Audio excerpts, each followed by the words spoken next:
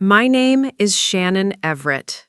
I'm 34 years old, a former event coordinator from Knoxville, Tennessee, and 3 days after what was supposed to be the best day of my life, I was sleeping on flour sacks in the back of a crumbling bakery.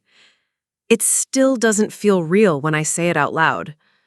I didn't run away from my wedding. I was left, publicly, loudly, and with a cruelty that felt intentional.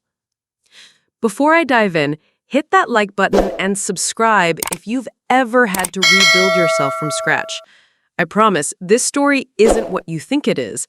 It's not just about heartbreak. It's about what happens when people think you're done, and you're not. I planned the whole wedding myself. Every centerpiece, every plate, every track on the playlist. I even monogrammed napkins with S+C and gold foil. A little too much, maybe, but I wanted it perfect. Chris and I had been together 5 years. He wasn't flashy, he wasn't overly affectionate, but he was stable, a CPA, logical, safe, my mom used to say. Safe is good, right? Except at 4:13 p.m., while I was in the back room at the church, dress steamed and veil pinned, my cousin Jamie came in, face white. She held out her phone like it had burned her. Chris had posted a note to Instagram, an actual breakup announcement from the groom, 10 minutes before the ceremony. I can't go through with this. I've had doubts for a long time. I'm sorry to everyone, especially Shannon, but I'm choosing peace. Please respect our privacy. Peace. I didn't scream. I didn't cry. I walked out the side door of the church and kept walking. I think I left my shoes behind. I remember the gravel cutting into my feet, but I didn't stop. I didn't look back. Nobody followed me.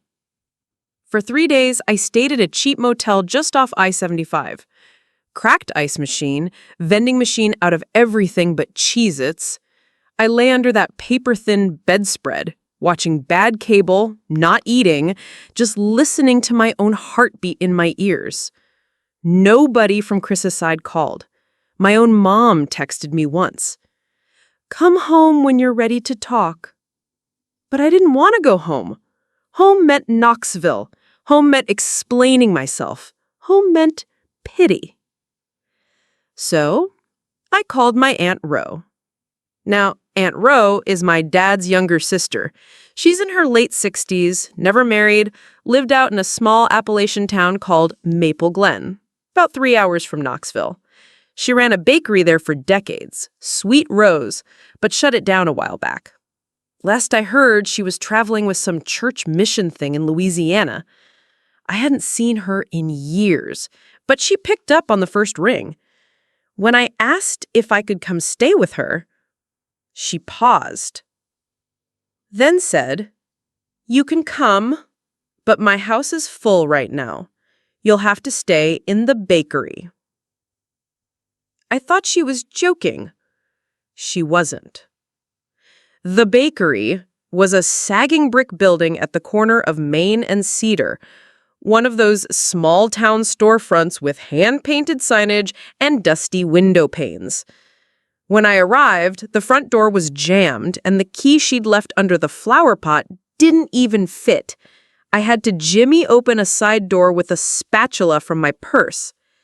Inside, it smelled like stale sugar and mildew. Flour dust coated the countertops. A mouse skittered across the tiled floor and vanished under a broken freezer. There was no bed, no bathroom, just a mop sink in the back and an outhouse behind the building, half covered in ivy. I slept on a pile of old flour sacks for the first 2 nights, wrapped in my coat, listening to trucks groan by on the highway. I should have left. I should have turned around and gone back to Knoxville and demanded people take care of me. But something in me refused. I was humiliated, yeah, but more than that, I was angry. Not just at Chris, not just at my mother's cold one-line text. I was angry that no one saw me as worth staying for. Not even my own damn aunt gave me a real bed. So, I stayed. I spent my mornings sweeping flour and dead bugs out the front room. There was an old countertop mixer that still worked if you kicked the base just right. I scrubbed it clean and made banana bread using a warped tin loaf pan I found under the sink. It tasted okay, dry, but it was a start. I fixed the cracked window with duct tape and cardboard. I strung up fairy lights along the back wall to feel less like I was living in a mausoleum. I'd walk to the town library, use their Wi-Fi, and watch YouTube videos on baking techniques, inventory management, and how to start a small business with $0. I told myself I was just killing time. But deep down, I was building something. 6 months passed. I didn't hear from Aunt Ro. Not once. No calls, no texts. But I paid the water bill with some freelancing work I picked up online, started selling banana bread and muffins at the farmer's market on Saturdays. People liked them. Liked me. By December, I turned the front of the shop into a tiny cafe space. 2 thrifted tables, mason jars as tip cups, handwritten chalkboard menu. Locals came. A retired school teacher named Miss Lilac came every morning at 7:30 a.m. sharp for a scone and hot tea. She brought me a quilt one day, said I looked cold. I cried in the walk-in. The bakery wasn't pretty, but it was mine. Then, one morning in early January, just after the first snow, I heard the bell on the front door jingle. I looked up, still wearing my apron, hair in a knot, flour on my cheek, and there she was, Aunt Ro. She had a manila folder in her hand and a real estate agent standing beside her. She didn't even greet me. She just looked around the room like she was walking into a storage unit, not someone's home. "You cleaned it up," she said. "Looks different." The agent glanced at me, confused. I thought this place was abandoned. Aunt Ro didn't correct him.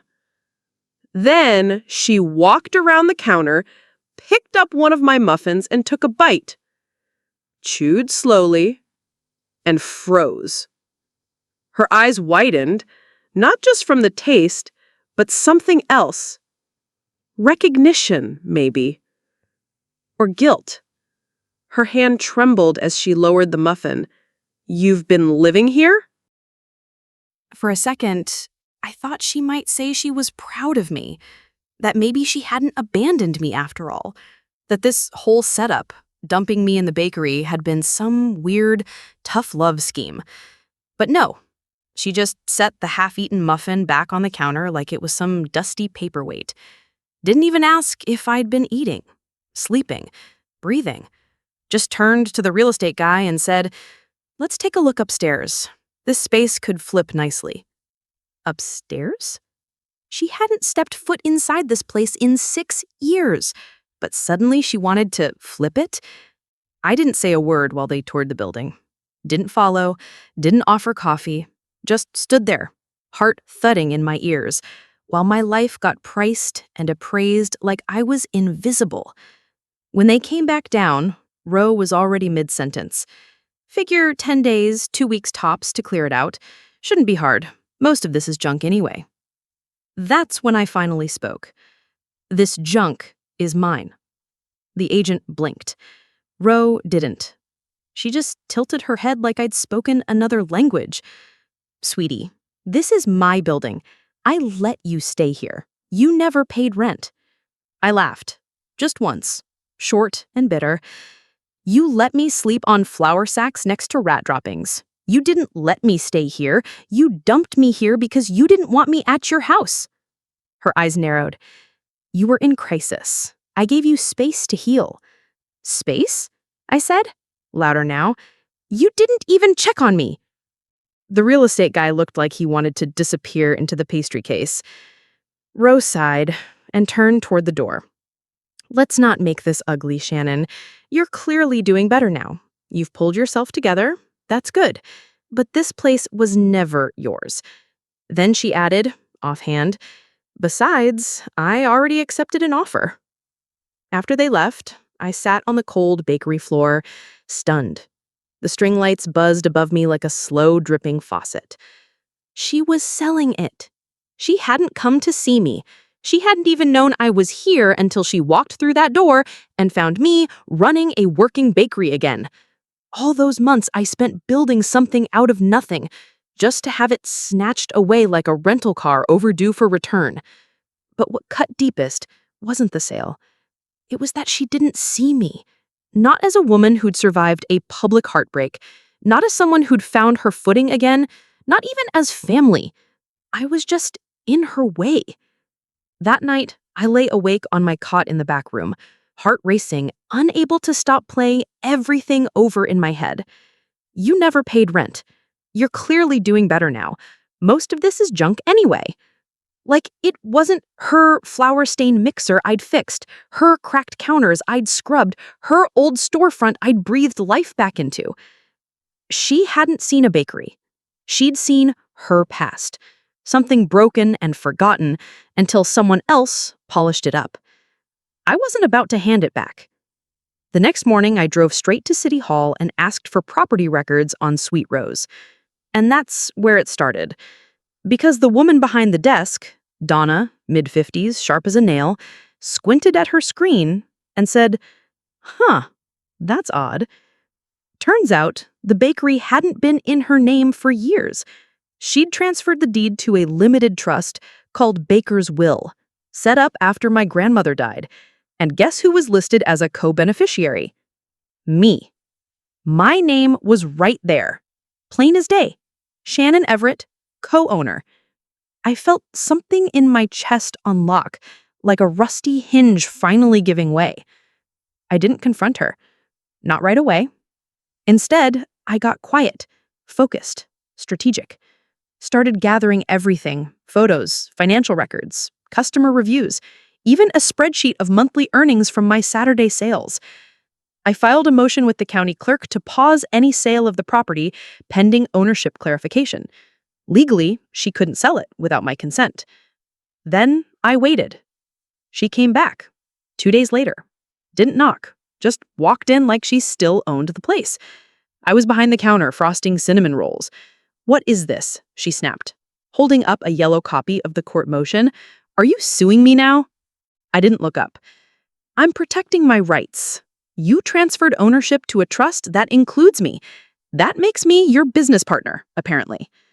Her mouth opened, closed.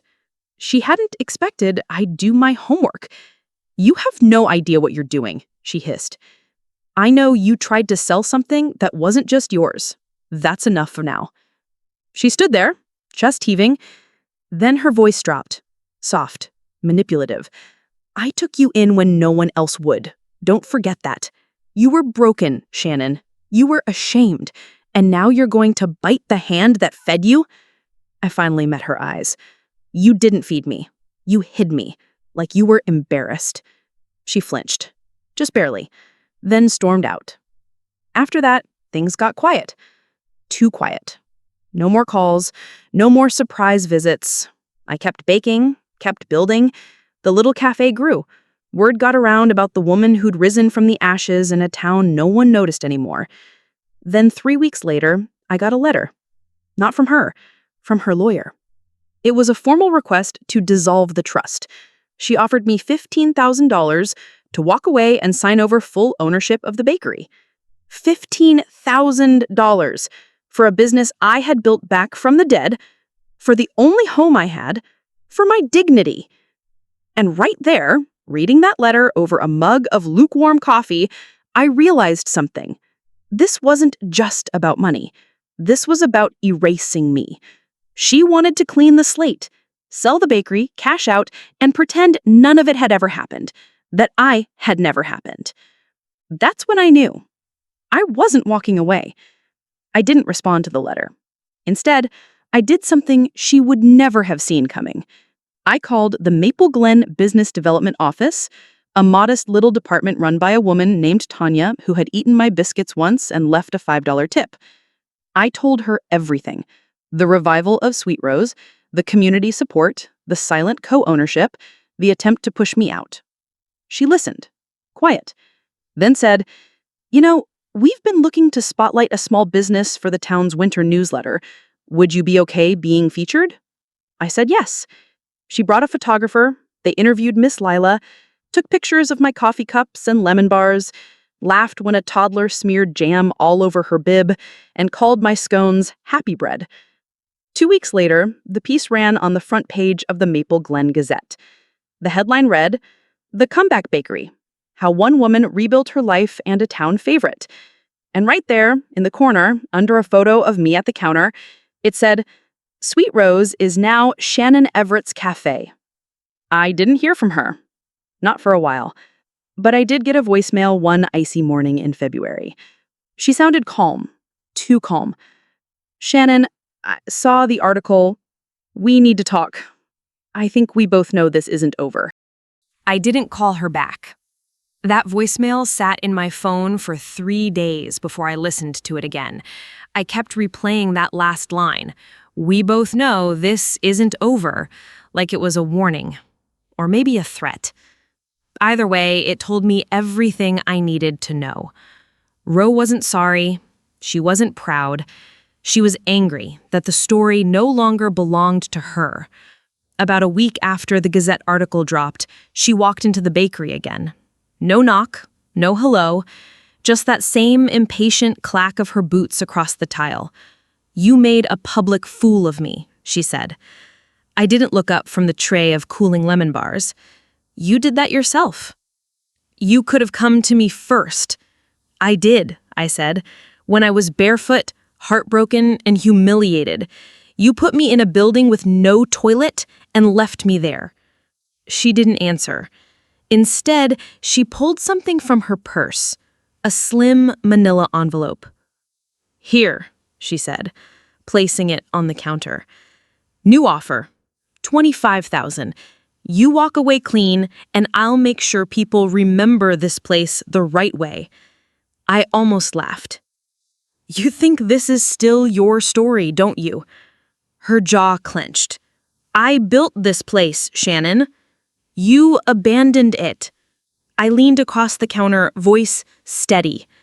"You want to talk about legacy? Let's talk about that mixer you left to rust. The sign you let rot in the rain.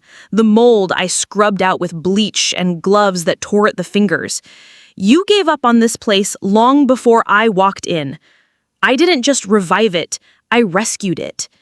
She looked at me, really looked at me for the first time, like she wasn't seeing some weak little runaway anymore. She was seeing a woman who stayed standing.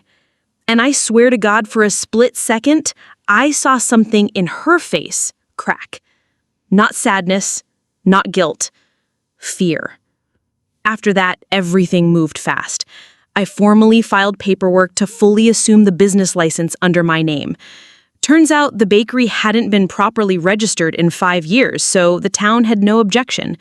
I had receipts, I had community support, I even had a new logo, Shannon's Rise and Crumb. Tanya from the business office said she'd never seen a petition signed so fast.